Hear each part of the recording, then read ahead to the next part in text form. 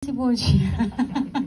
Which is, nung nag-shoot nga po kami, talagang Tito Boji reminds me of my dad. Kasi like everything, like the jokes, like the way he talks, and yung character din ni Tito Boji, my dad is a mechanic talaga, by profession.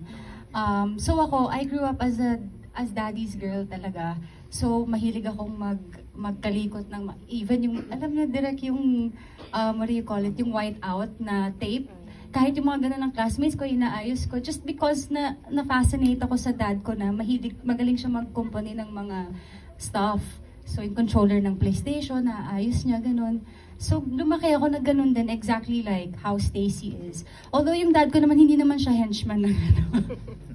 Hindi naman siya henchman ng politiko. Pero, but just the same, sobrang naastigan din ako sa dad ko. So while we were shooting the whole series, every time na meron akong interaction or scenes with Tito Boji, naalala ko talaga yung dad ko. Thank you. Thank you. Thank you very much. That was Miss